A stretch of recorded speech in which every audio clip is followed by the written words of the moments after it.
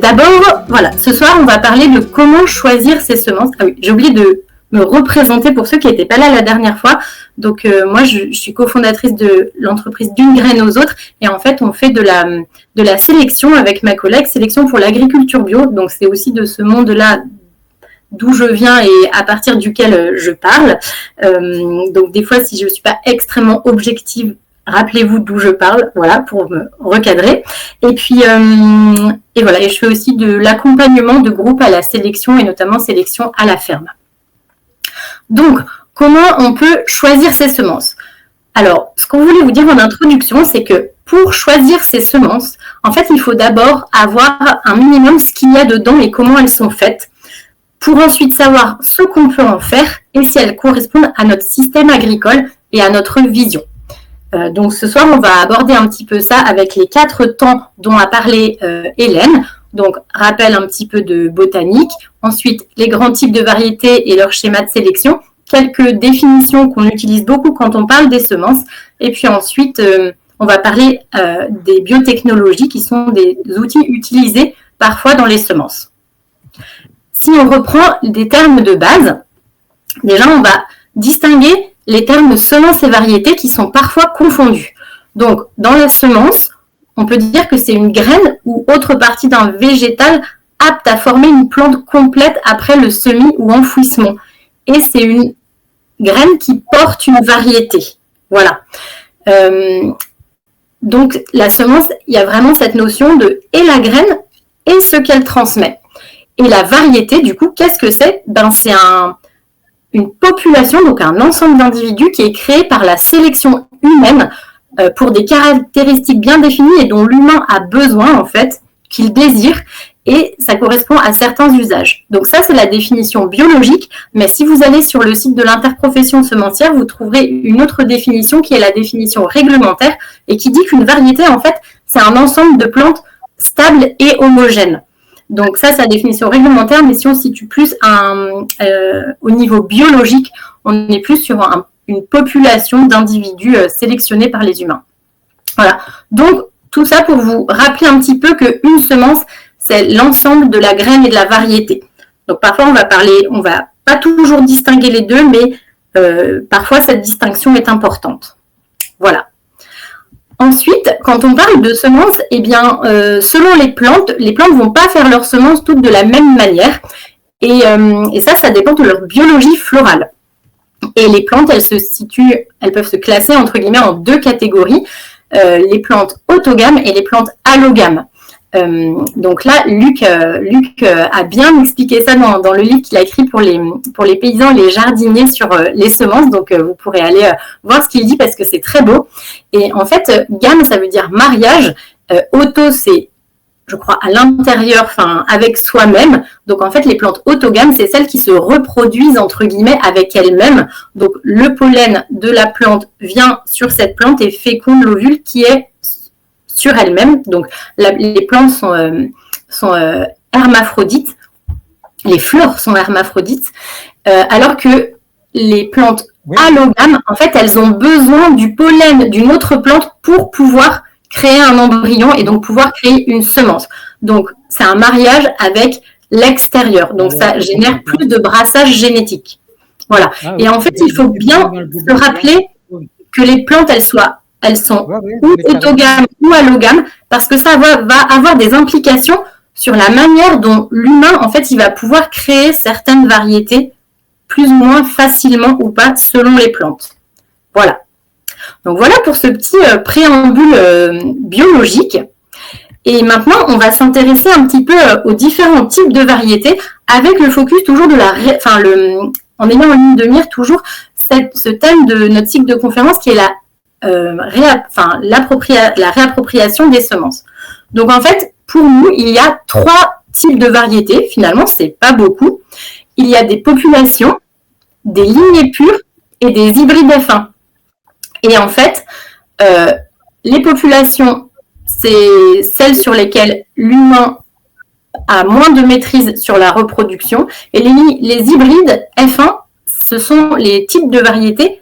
C'est le type de variété sur lequel l'humain a une mainmise très forte sur la reproduction. Voilà, donc il y a un gradient entre ces trois types de variétés un niveau croissant de maîtrise de la reproduction par l'être humain.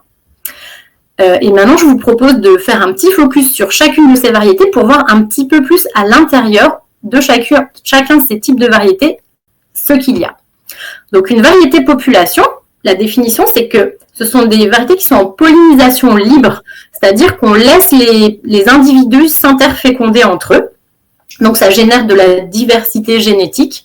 Voilà. Et en fait, ce mode de pollinisation libre, ça procure la particularité aux populations d'être évolutives du fait de ce brassage génétique qu'elle permet. Ensuite, le mode de multiplication, ben voilà, c'est qu'on laisse se croiser les plantes entre elles. On peut éventuellement faire un petit peu de sélection massale quand il y a vraiment des choses qui nous dérangent, mais en fait, l'objectif principal est de laisser les plantes, les populations se débrouiller, entre guillemets.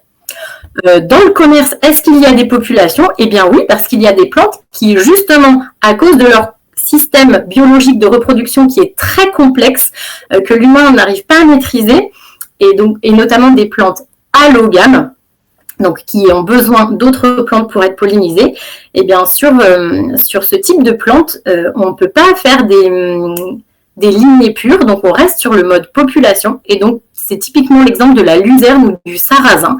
Quand vous achetez une semence dans le commerce de luzerne ou de sarrasin, ce sont forcément des populations.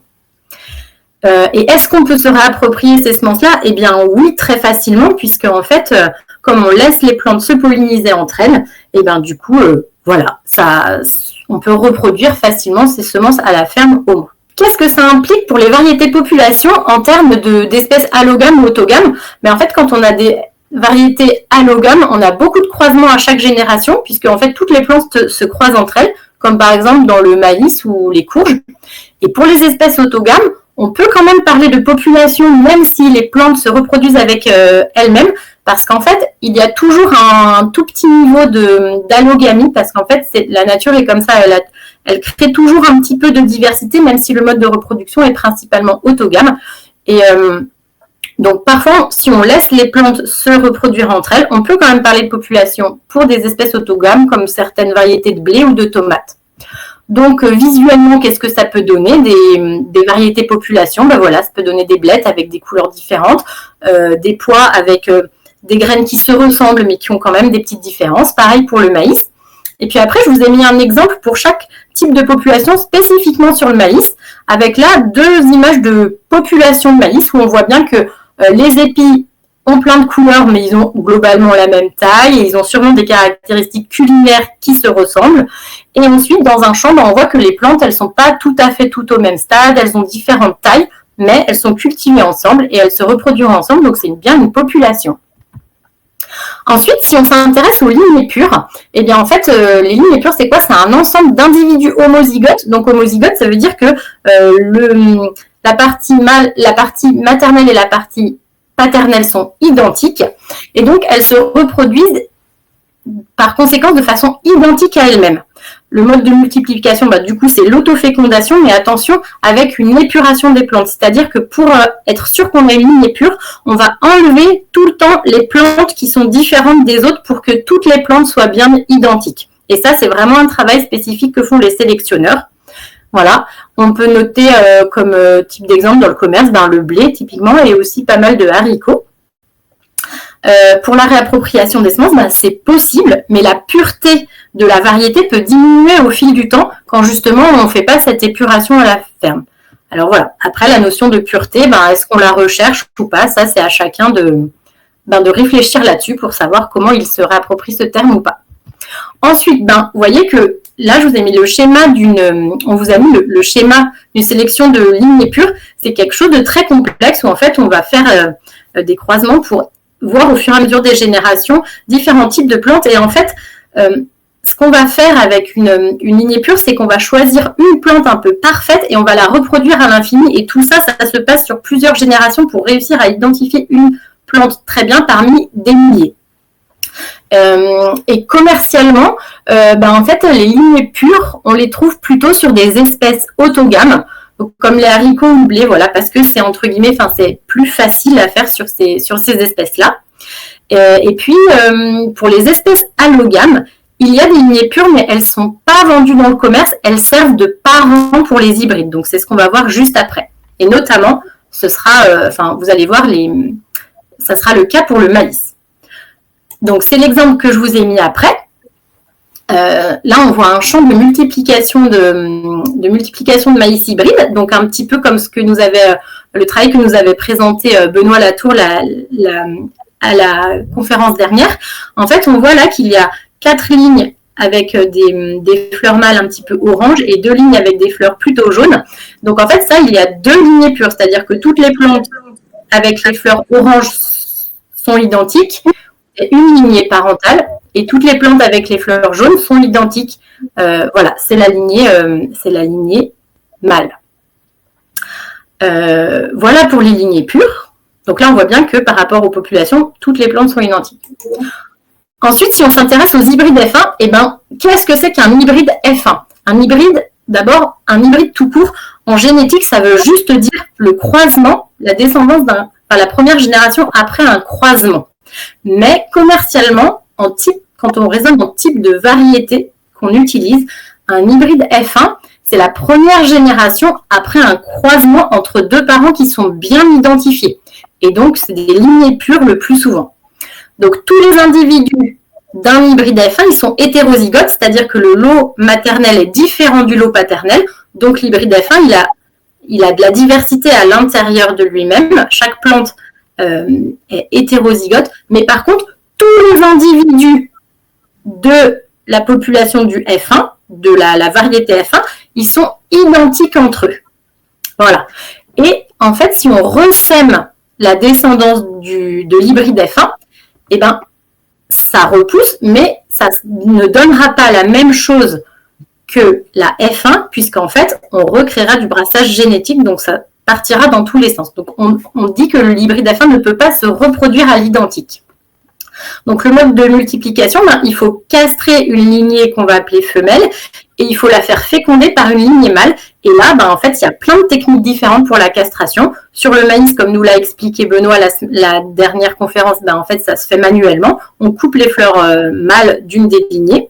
Mais il y a aussi des techniques chimiques et puis il y a des techniques avec des biotechnologies pour rendre mâles stériles certaines plantes. Voilà. Dans le commerce, on trouve beaucoup d'hybrides de maïs et d'hybrides de tomates, par exemple. Et donc, est-ce qu'on peut se réapproprier ces semences? À la ferme, non, puisque ce n'est pas reproductible à l'identique. Donc, si on cherche à avoir la même chose que ce qu'on a acheté, ce n'est pas possible en ressemant ces semences. Par contre, si on veut s'amuser à recréer une nouvelle population, ça peut servir de base. Donc, comment ça se passe schématiquement un hybride? Donc, vous voyez, là, l'idée, c'est il y a une lignée parentale, une deuxième, et quand on croise les deux, elles combinent les caractères des deux. C'est ça que je vous ai expliqué par l'aspect de l'hétérozygosie, c'est-à-dire il y a des caractères du papa et de la maman, et en fait, chaque plante est plus diversifiée à l'intérieur, mais elles sont toutes pareilles. On a des hybrides qui viennent seulement de 2 parents, on a des hybrides qui viennent de 3 parents, et on a des hybrides qui sont même faits des hybrides d'hybrides. Voilà, donc il y a plusieurs manières. Et les hybrides, commercialement, on peut les trouver sur des plantes autogames ou allogames. Par exemple, le maïs est allogame et la tomate est autogame. Et voilà, il y a plein de techniques de castration différentes.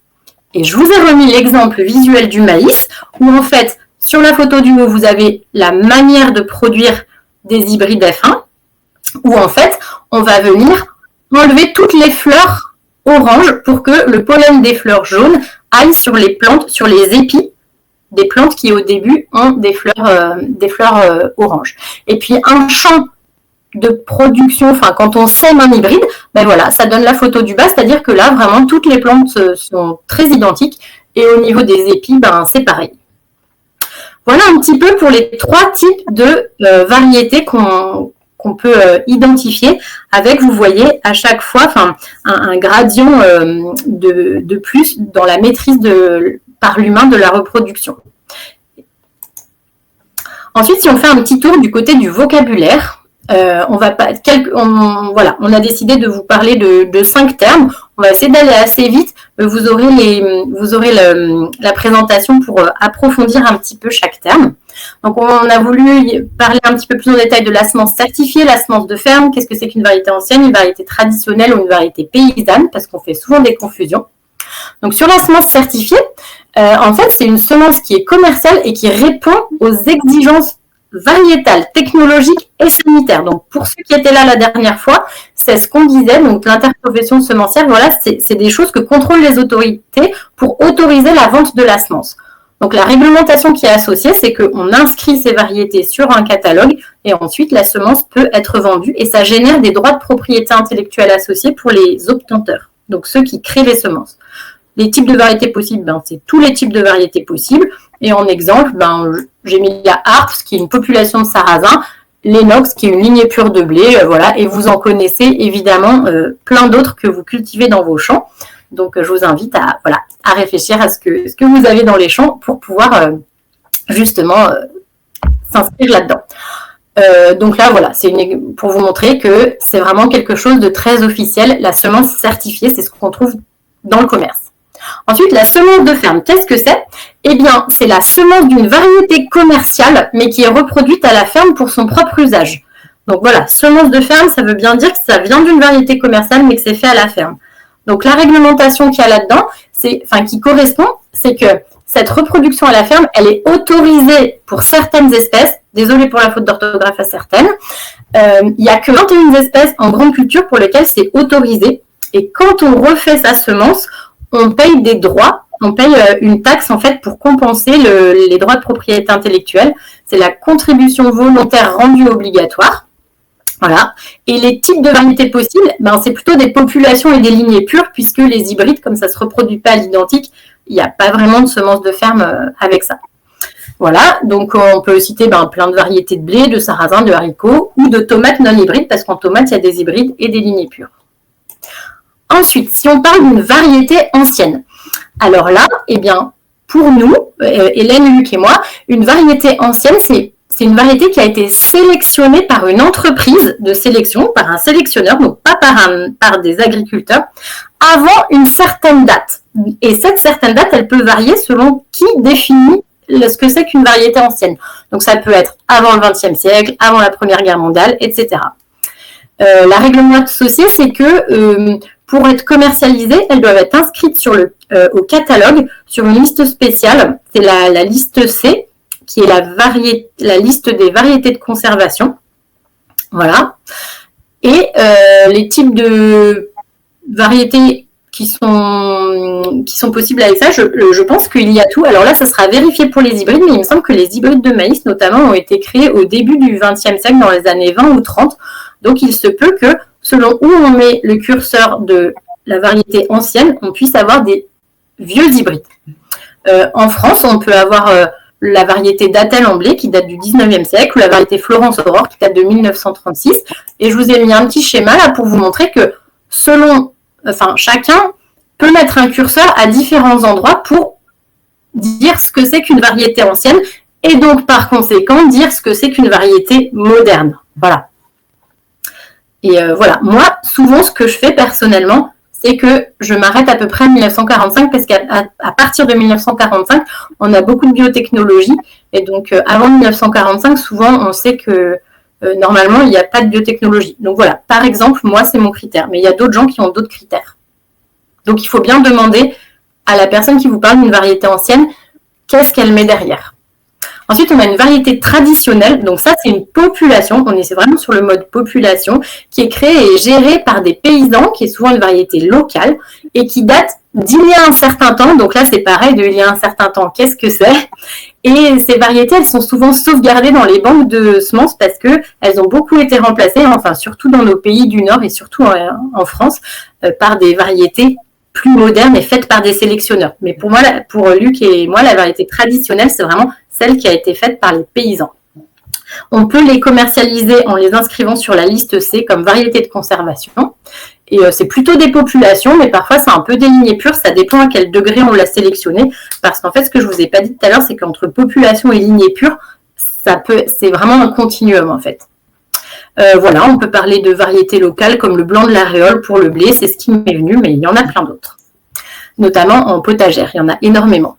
Et ensuite, une variété paysanne, ben là, je vous ai mis la définition du réseau semences paysannes, parce qu'il n'y a pas de définition officielle de ce type de variété. Mais pour le réseau semences paysannes, il y a plusieurs items pour que ce soit une variété paysanne. C'est que d'abord, c'est une population qui est génétiquement diversifiée et qui est donc reproductible à la ferme.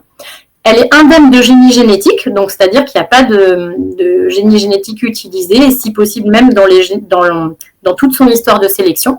Elle est sélectionnée, reproduite et produite à la ferme. Elle est plutôt gérée collectivement, et pardon encore pour la faute, sans droit de propriété intellectuelle. Elle est sélectionnée ou adaptée à l'agroécologie. Et ça peut être des variétés traditionnelles qui sont recultivées par des paysans ou toujours cultivées par des paysans, mais ça peut être aussi des nouvelles créations paysannes. Et aujourd'hui, la réglementation associée, c'est que les variétés paysannes, elles ne sont pas commercialisables parce qu'elles ne rentrent pas dans le cadre réglementaire. C'est souvent des populations, ça peut être entre guillemets un peu pareil des lignées pures si on fait beaucoup de sélection massale assez stricte dedans, mais on peut parler encore du blanc de l'aréole, mais qui est une vieille variété locale de blé que certains agriculteurs se sont remis à cultiver et à adapter dans leur contexte. Puis on peut parler de la jaffabelle, qui est une nouvelle population de blé tendre. Voilà, il y aurait plein d'autres termes à décrire, notamment le matériel hétérogène biologique, mais peut-être on en reparlera tout à l'heure quand Vincent vous présentera ce qu'il fait sur sa ferme. Et si vous avez d'autres termes que vous voudriez qu'on approfondisse et sur lesquels vous voudriez qu'on vous fasse cette petite fiche d'identité, mettez-les dans le chat et puis on essaiera de vous envoyer ça avec le lien de la vidéo. Et pour terminer, on va s'intéresser aux biotechnologies. Donc les biotechnologies, c'est un champ immense. On pourrait en parler pendant des heures et des jours. Donc l'objectif là tout de suite, en 3 minutes, c'est pas de vous expliquer tout, c'est de vous montrer ce que c'est, où ça peut être utilisé dans la sélection, où elles peuvent être dans les semences, pour que peut-être vous ayez envie d'aller chercher plus loin ce que c'est et d'approfondir ce thème. Parce qu'en fait, elles sont présentes dans pas mal de semences et on ne le sait pas toujours. Mais dans les biotechnologies, il y a aussi différents types de biotechnologies. Donc là, on va essayer justement de classer un peu ces types de biotechnologies pour que vous puissiez commencer à appréhender ce sujet avec un petit peu, entre guillemets, un arbre de décision dans la tête ou un système de clarification pour mieux comprendre de quoi on parlera si vous voulez aller approfondir ce sujet. D'abord, les biotechnologies, qu'est-ce que c'est?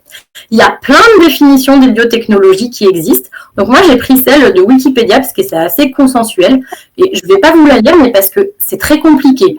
Mais en gros, dans les biotechnologies, beaucoup de gens disent que, par exemple, les bactéries qui font de la bière sont des biotechnologies. Bon, peut-être, mais en fait, avec Luc et avec d'autres agriculteurs, on se dit c'est quand même un peu... pousser le bouchon un peu trop loin. Nous, ce qu'on propose comme définition des biotechnologies, c'est une technique de sélection, une technique ou un outil pour la sélection qui n'est pas accessible aux agriculteurs et qui n'est pas réalisable à la ferme et dans les champs. Voilà. Donc ça, c'est une définition qui fait à peu près consensus dans le monde des gens qui s'intéressent à la semence. Et qu'est-ce que dit l'interprofession semencière sur les biotechnologies? Ça, c'est intéressant. Il dit que la sélection classique se heurte à 3 limites inhérentes à la reproduction sexuée, l'incompatibilité, l'imprécision et le temps. Et que du coup, les biotechnologies, elles apportent des nouvelles réponses des nouvelles réponses pour aller plus loin que la sélection classique, notamment faciliter les croisements interspécifiques, ça veut dire entre 2 espèces différentes, donc qui ne sont pas normalement possibles dans la nature, maîtriser des transferts de caractère ou encore créer plus rapidement des lignées pures. Donc voilà, les biologies, c'est vraiment des outils qui viennent dans les schémas de sélection. Donc en fait, on peut avoir des biotechnologies qui sont utilisées dans chacun des types de variétés dont on a parlé avant. Voilà, c'est des outils qu'on peut utiliser. Un marteau, vous pouvez l'utiliser sur un mur en bois, sur un mur en béton, pour casser une pierre. Voilà, les biotechnologies, c'est un peu ça. Donc, CEMAE, donc l'interprofession semencière, propose une différenciation. Donc, à droite, vous avez une liste de plein de techniques, donc de plein de biotechnologies. Et on dit qu'il y a des technologies qui sont faites pour connaître le génome et d'autres qui sont faites pour améliorer la sélection. Et donc, connaître le génome, c'est par exemple, on voudrait savoir si dans telle variété, il y a tel gène. On connaît le code du gène, on va analyser pour savoir s'il y a ce gène-là. Améliorer la sélection, c'est vraiment aller dans le génome ou faire changer le génome pour avoir des nouveaux caractères ou maîtriser justement le système de reproduction des plantes pour réussir à faire un hybride. Enfin voilà, on rentre vraiment dans la plante. Et moi, ce qu'on vous a proposé aussi, c'est une vision qui complète celle de Semae, c'est que dans les biotechnologies, il y a 2 catégories. Il y a celles qui n'impactent pas la plante, qui sont plutôt des outils d'aide à la décision. Donc un petit peu, voilà ce que disait Semae avant, là, connaître le génome ou décrire la diversité. Donc c'est du séquençage, en gros on lit le génome, on regarde tout ça. Et puis ensuite, il y a les biotechnologies qui impactent la plante, c'est-à-dire qu'elles vont changer le génome ou elles vont changer des éléments de la cellule. Et donc, dans ces biotechnologies qui impactent la plante, on peut identifier les biotechnologies qui ne sont pas des OGM et ensuite les technologies qui sont des OGM. Donc, les OGM, c'est au sens scientifique du terme, c'est vraiment la définition, c'est un organisme génétiquement modifié, dont on a modifié le génome. Et des biotechnologies non OGM, c'est par exemple le sauvetage d'embryons, c'est-à-dire que des embryons qui sont fragiles, on va les mettre sur boîte de pétri pour en refaire des plantes. Donc, on ne modifie pas le génome. Voilà, les cultures in vitro, on utilise des produits chimiques pour doubler le nombre de chromosomes, mais on ne modifie pas ces chromosomes, etc. Et ensuite, dans les OGM, il y a les OGM réglementaires, c'est-à-dire qui correspondent à la définition d'une introduction d'une portion de génome d'une autre espèce à l'intérieur d'une espèce. Et il y a les OGM non réglementaires, c'est-à-dire qu'on va modifier le génome, mais qu'on ne va pas le faire en introduisant un génome d'une autre espèce. On va modifier le génome soit avec des rayons gamma, par exemple, ou des produits chimiques qui changent le génome, soit on va introduire des morceaux de génome, mais de la même espèce, donc on ne peut pas dire que c'est un OGM au sens réglementaire du terme, mais au sens scientifique, c'est un OGM. Et puis, il y a toutes les NBT, les nouvelles biotechnologies végétales, les nouvelles biotechnologies tout court, qui vont justement là aller changer du génome, soi-disant de manière très ciblée. Donc, de manière très ciblée, mais des fois, c'est moins ciblé que ce qu'on pense. Mais en tout cas, voilà. Donc ça, c'est une autre manière de voir les choses. En fait, on pourrait s'arrêter là. Juste ce que je vous invite à faire, on vous a mis plusieurs exemples de biotechnologie après sur des schémas. Et ce que je vous invite à faire vraiment, c'est qu'on ne va pas s'arrêter sur chacun de ces schémas, mais c'est d'aller voir en fait sur le site de Semae et de l'interprofession, parce que vraiment, ils expliquent super bien plein de biotechnologies. Donc là, vous pourrez mieux comprendre ce que c'est très pédagogique, c'est très bien fait. Par exemple, ici, là, il y a cette frise qui montre en fait des biotechnologies différentes et de gauche à droite, ça va de plus en plus ça montre des biotechnologies qui agissent de plus en plus précisément au niveau de l'ADN. En gros, les agents mutagènes, on met des rayons ou des produits chimiques, mais on sait que ça modifie des gènes, mais on ne sait pas comment ça le fait, alors que la mutagénèse dirigée, on sait qu'on veut vraiment changer ce nucléotide-là, et on va réussir à le changer avec les nouvelles techniques, justement. Et entre les deux, il y a plein de choses. Et en fait, par exemple, le colza, c'est une espèce qui a eu pas mal de biotechnologie pour faire les variétés, avec notamment l'aplodiploïdisation, c'est-à-dire qu'on prend par exemple un grain de pollen et avec un produit chimique, on le double pour refaire une plante qui a bien un génome complet. Voilà, ici, en fait, ça montre qu'il y a plusieurs espèces sur lesquelles on travaille avec du sauvetage d'embryons parce qu'on fait des croisements interspécifiques pour récupérer des caractères. Donc, comme ça ne marche pas les croisements interspécifiques, on met les embryons sur des boîtes de pétri pour refaire des plantes après. Donc là, les agriculteurs bio vous diraient qu'on a une rupture de lien au sol. Et ensuite, voilà, vous voyez, là, c'est encore du pollen qu'on double pour récupérer une plante. Voilà, et puis il y a aussi, par exemple, on vous a mis comme exemple les fusions de protoplastes, c'est-à-dire que là, on prend 2 cellules de la même espèce ou pas, et on les fusionne pour récupérer les caractères de l'un et les caractères de l'autre. Voilà, ce sont quelques exemples, et vraiment, je vous invite à aller voir sur le site de Semae pour le reste et pour mieux approfondir ça, parce que voilà, l'objectif aujourd'hui, c'est pas de rentrer là-dedans, mais c'est de vous montrer que les biotechnologies, c'est vraiment un monde de techniques très pointues. Voilà. Donc, qu'est-ce qu'on peut en dire? Qu'il y a aussi les NBT, donc les nouvelles biotechnologies, qui sont des OGM au sens scientifique, mais pas au sens réglementaire, avec les ciseaux génétiques notamment, que je ne sais pas si vous en avez entendu parler, mais c'est un sujet d'actualité, puisque la semaine dernière, l'autorisation de la part de l'UE est en cours, quoi. Donc voilà. Et qui dit OGM aussi implique brevet sur le vivant. Donc pour le moment, la réglementation européenne, elle n'a pas ça, puisqu'on est sur d'autres droits de propriété intellectuelle. Mais si on autorise des OGM, ça pose cette question du brevet sur le vivant. Voilà. Et pour conclure, eh bien, juste vous dire que toute cette question de qu'est-ce qu'il y a dans les plantes, ça pose plein d'enjeux qui sont de comment on rémunère le travail de sélection, comment on considère les semences comme un bien commun, comment savoir comment ont été sélectionnées les variétés, est-ce qu'on continue le projet génétique et le progrès génétique et comment on s'adapte aux conditions locales, aux changements climatiques, comment on assure la conformité des lots, voilà, etc. Et puis du coup, pour chacun de ces enjeux, il y a plusieurs façons d'y répondre. Et c'est là un petit peu le défi de certains agriculteurs qui se posent des questions là-dessus. Et c'est un petit peu ça qu'on veut soulever avec vous ce soir, vous stimuler un peu pour ça. Voilà. Donc, pour prendre un peu de recul, vous pouvez vous poser la question sur quelles semences vous utilisez.